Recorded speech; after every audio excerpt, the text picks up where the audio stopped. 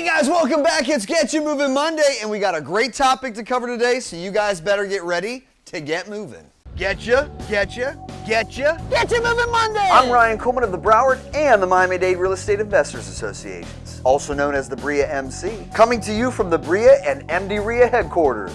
So, how's everybody doing? Welcome back to the show. I hope everybody's ready to get moving today, because like I said, we've got a great topic to cover.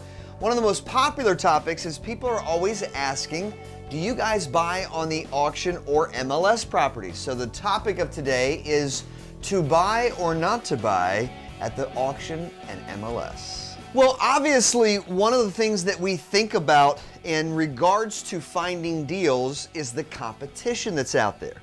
So the way that I want to sort of describe how I see the market in regards to properties that are available for us to purchase and buyers is that if you took two pie charts, okay, just imagine this, okay? You could even close your eyes if you'd like. So you take the first pie chart, and that pie chart's going to represent the possible properties that are out there for us to wholesale flip or to rehab. And if you took the two smallest slivers on that pie chart, it would be auction properties and MLS properties, because in comparison to the rest of the types of properties out there, that is the least amount of properties available. Now, mirroring image is another pie chart, but this one represents the buyers of the world. And the two largest slivers on that pie chart represent buyers who purchase MLS properties and auction properties. Well, spoiler alert, when the two biggest slivers are buying the two smallest slivers, that creates the most amount of competition. So that's the main reason why we stay away from auction and MLS properties, is because there's just way too much competition. And also, if you're not aware, the majority of properties on the auction site, if you go to the calendar of what's supposed to sell tomorrow, because I think Mondays they don't do sales in Broward County, but you look at any day of what is supposed to sell that day, go back the next day and see what didn't sell, and you'll see about 75 to 85% of the properties never sold at the auction because the price was too high.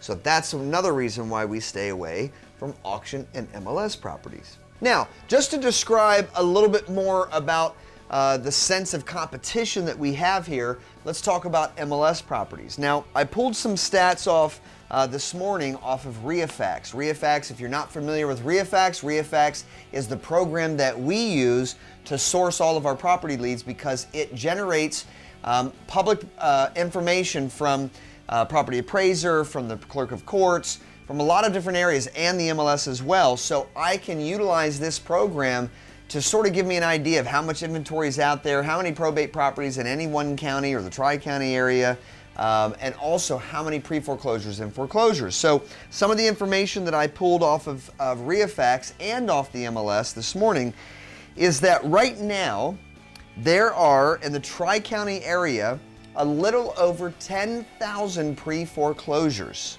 Okay, pre-foreclosures are properties that are facing a foreclosure, but we still have the option as an investor to purchase those before they hit the auction or before they hit the MLS. So there's 10,000 pre-foreclosures that are still available for anybody to go out, knock on their door, and get that deal.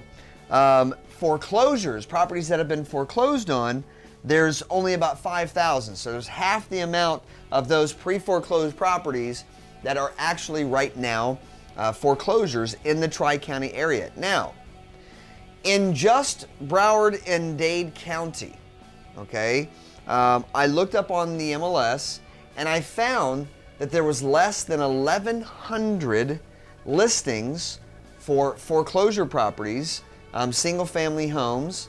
So if you think about the numbers, I've got 15,000 pre-foreclosures and foreclosures, and I've got 1,100 listed on the MLS. So again, you can see there's a lot more off-market properties of those pre-foreclosures for someone to find than the foreclosures that are listed on the MLS. That's again the reason why there's so much competition and why we stay away from MLS properties as well. Now, there's something else that I want you to also consider when we talk about going to off-market properties. Pre-foreclosures, families that are facing a foreclosure, whether they have equity or no equity, is a great resource for us to find motivated sellers. Because remember, in the end, we're all looking for motivated sellers, period. Which again would lead me back to the argument as to why to stay away from the auction and MLS properties. Because the banks that are representing those REOs or those foreclosed properties or auction properties, they are not as motivated. In the cases that they are motivated, well, then the price would be at the point that somebody could purchase and someone has purchased it.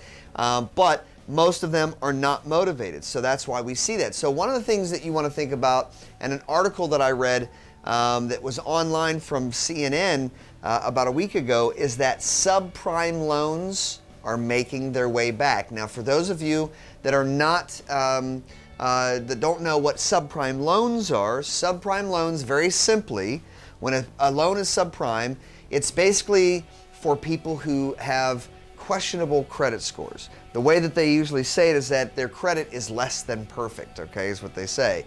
But really what you're talking about is the risk factor, okay? When the market crashed, and the market obviously crashed because of subprime loans, escalated payments or adjustable rates of mortgages, we also call them ARMs, is where you're paying $1,200 a month and then all of a sudden you're paying $2,600 a month. And that's why the majority of people went into foreclosure in 2007. Well, guess what, guys? We don't learn from our mistakes, and we're starting to do it again. Subprime loans are coming back for all of those borrowers that have less than perfect credit from the crash of the market. So when the market crashed, subprime loans were gone. Everybody said, I'm not taking any more risk. We've already lost, our shirts in this crash. I don't want to lose anything else. I don't want to lose any more money. I don't want to lose any more of our properties, okay? So across the board, all banks were getting rid of subprime loans. Well, now, to stimulate the economy and get things coming back, because guys, we live in a capitalist society.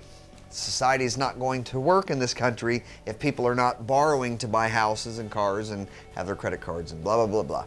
So, subprime loans that are coming back because we need them and because everybody's demanding them, and you've got tons of people out there that have questionable or less than perfect credit scores, they need to be able to get loans for houses. Well, what's going to happen? People are going to get subprime loans, they're going to get adjustable rates of mortgage, they're going to lose their home to foreclosure. Now, I'm not saying we're going to have another catastrophic crash like 2007, but as Tony Robbins and a few other people are saying that are in the financial world, winter is coming. So what that does is that relates to us in saying there's going to be even more of this pre-foreclosure inventory. Like I said, we have 10,000 in the Tri-County area now. Subprime loans come in for the next 10 years. We're going to see a revolving door of people that come in, get loans, and then they come out because they're losing their property to foreclosure because they cannot afford the payments. We're still in a very shaky economy. And so when people getting subprime loans, I hate to say it, and I want to put this disclaimer out there, I'm not hoping that this happens. I'm not sitting here praying that our economy starts to collapse and our real estate market crashes again. But I don't control whether that happens or not.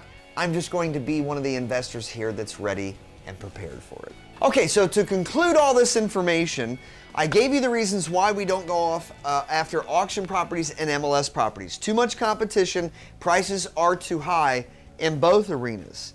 Then I gave you some numbers as to regards to the inventory, and there's a ton of pre-foreclosures, off-market properties, motivated sellers that are just waiting for you to go and knock on their door to get that property in contract, okay?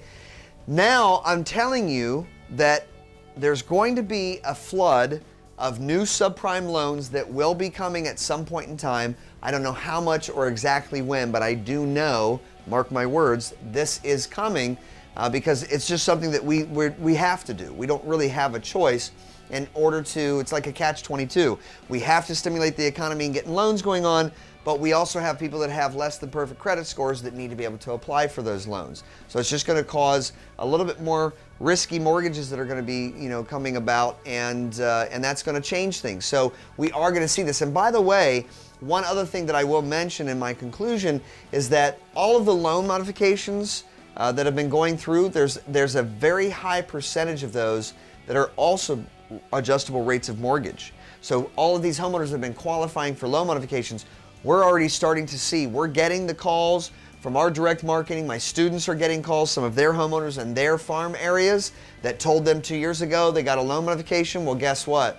They're starting to fall behind on their payments again.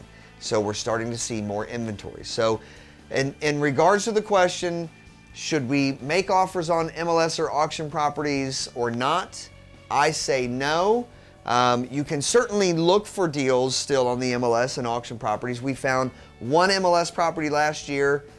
We found one this year, and I think we bought two auction properties last year. But out of all the properties that we don't do a whole lot of MLS and auction properties. So my opinion is go after the off-market deals where there's the least amount of competition. And now you know what time it is. Announcements.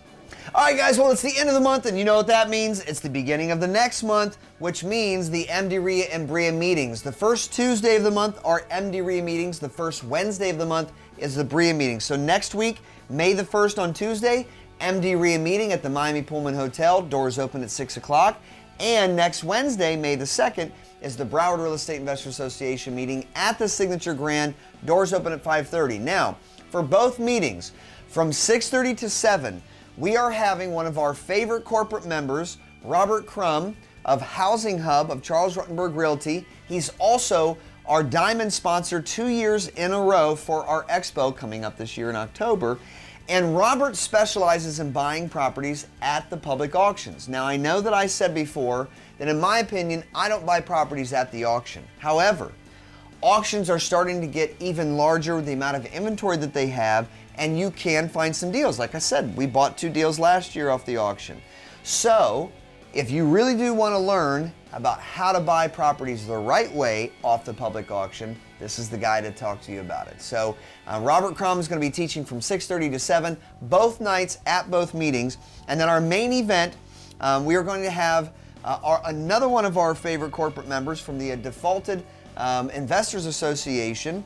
And Rich Meyer is going to be teaching about how to profit and help homeowners recover through surplus funds.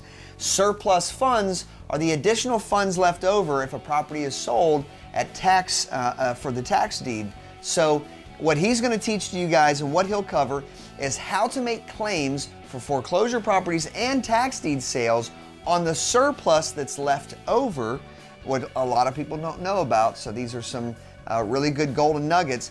And this is what Rich has been doing for many, many years. So he's going to teach you guys how to make extra money off those tax deed and foreclosure sales by dealing with the surplus itself, not actually buying the properties. So that's going to be May the 1st, May the 2nd, next week. Don't miss either one of those meetings. All right, boys and girls, well, unfortunately, that's all the time that we have for today's episode. I hope that I got you guys moving, and especially when you're done watching this, get you moving and get out there and get some off-market deals. And if you really want to buy at the auction, you need to come to the meeting next week and learn from the experts. Also, make sure you subscribe to our YouTube channel. Give us a like on our Facebook pages and Instagram you can follow as well. We're going to be continuing to release our rehab episodes, so you make sure that you guys stay tuned for that. Any other events or anything that we have coming up, of course, you can always see on our websites at BREIA.com and MiamiDadeRIA.org. So join me next week. I'll see you guys at the next Get You Moving Monday, or hopefully next week at one of the 2 meetings. And between that time and now, remember, every day is a new opportunity for your success.